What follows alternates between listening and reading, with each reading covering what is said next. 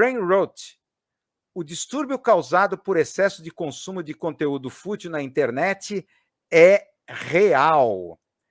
Tá? Essa pesquisa, esse termo aqui criado, né, por pesquisadores, que quer dizer em inglês podridão cerebral, um conceito que surgiu pela primeira vez em 2007, tá?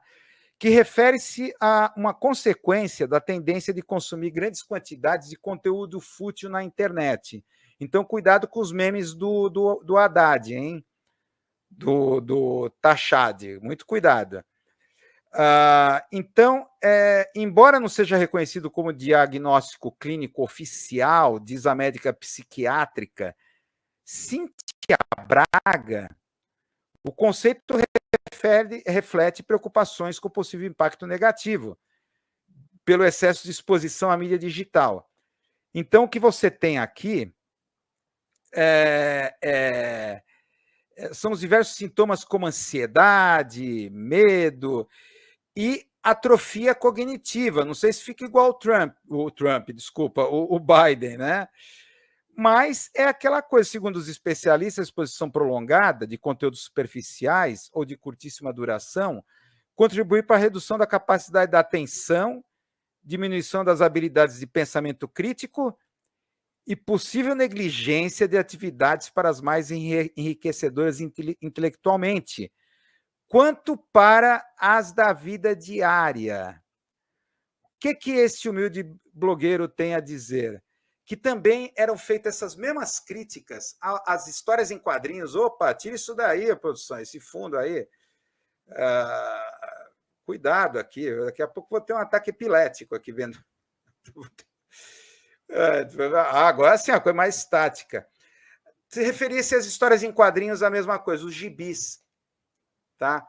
Depois, com a ascensão da televisão, falava-se a mesma coisa. Então, a mesma coisa que se fala da mídia superficial, esse conteúdo que atrofia o pensamento crítico, a capacidade, falava-se da televisão também. Tá? Como se fala agora em relação às redes, esse conteúdo. Mas há uma coisa de verdade nisso, tá? Que é a diferença. Claro que do gibi TV, o gibi a história em quadrinho foi elevada ao status cult, né? Com um produto cultural, de análise crítica e tal. Mas a televisão, a mídia eletrônica, para a ascensão para a mídia digital, a gente, em muitos aspectos, essa mesma crítica mostrada nessa matéria por esses pesquisadores, a podridão cerebral, que é o que significa a expressão, também se falava em relação à TV. Só que a diferença é exponencial, essa é a primeira diferença, exponencial. Na verdade, o que vemos na internet, nas redes sociais, é um crescimento exponencial em relação aos efeitos da televisão. Então, o cara fica 8, 10 horas por dia, só vê TV. Mas estávamos ali no meio, numa mídia, com pixels, tubo de raios catódicos, num outro tipo de economia de atenção ou de arquitetura da informação. A questão é que aumenta exponencialmente. A gente está num ambiente digital onde tudo leva. Tá? Se nas estratégias televisivas a publicidade mobilizava estratégias psicanalíticas, mobilização das fantasias, do desejo, nos programas e tudo mais, na internet, aí nesse campo, nesses sites, ou a arquitetura da informação das redes sociais, essa arquitetura da informação criada por essas big techs, propositalmente eles levam ao vício, à compulsão. Esse é o objetivo da coisa. Por quê? Porque dá lucro. Porque dá lucro. Essas big techs existem em função disso. Tá? Então, hoje você tem, enquanto na televisão era um efeito, vamos dizer assim, residual, esparso, você também podia ter esses elementos. Por exemplo, aquela dupla lá, caramba, Beavis e Butthead. Beavis e Butthead, personagens da MTV, era uma brincadeira que a própria MTV fazia de uma dupla, né, de completamente idiotas que ficavam na televisão o dia inteiro vendo videoclipes. Aí ficava daquele jeito. Beavis e Butthead. Tá? Só que agora é muito pior. Vira um Metal Crooks. Vira um Metal Crooks. Pode ser, eu estou exagerando demais, mas... então, todos esses sintomas que vão ocorrer... É claro que a matéria coloca o seguinte: então devemos parar de consumir memes nas redes sociais? Então vem aquele discurso: não é preciso tomar nenhuma decisão drástica. Não é necessário eliminar completamente o consumo, diz a especialista entrevistada, essa médica psiquiátrica. Eliminar completamente o consumo de memes, outros conteúdos. Esses elementos podem desempenhar até um papel positivo, como fornecer humor e conexão social. E continua o discurso dela. É aquela coisa, aquele clichê. Tudo bem, consuma, mas com responsabilidade. É o discurso, a mitologia do bom senso. A mesma que você vai encontrar aqui, ó. O governo quer colocar travas para apostadores compulsivos em bets e jogos como o do Tigrinho. Então, casos que a gente até já discutiu aqui na live, daquela garota que vendeu a própria casa à revelia dos pais para poder pagar a dívida de jogo, tá?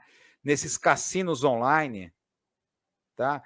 Não é bem pagar de dívida de jogo, né? Ela ficou zerada, perdeu um monte de coisa, então ela queria, então aquela compulsão de jogador, de vício. Mas se eu tiver uma nova oportunidade, eu vou recuperar tudo. Aí essa nova oportunidade veio com a venda da casa dos pais. Tá? Uma tragédia. A menina de 21 anos, viciada nisso. A questão é, não existe, não existe... O bom senso é uma mitologia. Tá? Se uma coisa que o gnosticismo, a gente se orienta muito por um tipo de olhar gnóstico aqui, essa live... Se uma coisa que o gnosticismo me ensinou é a diferença entre análise ontológica e análise moralista. Há dois tipos de análise que você pode fazer.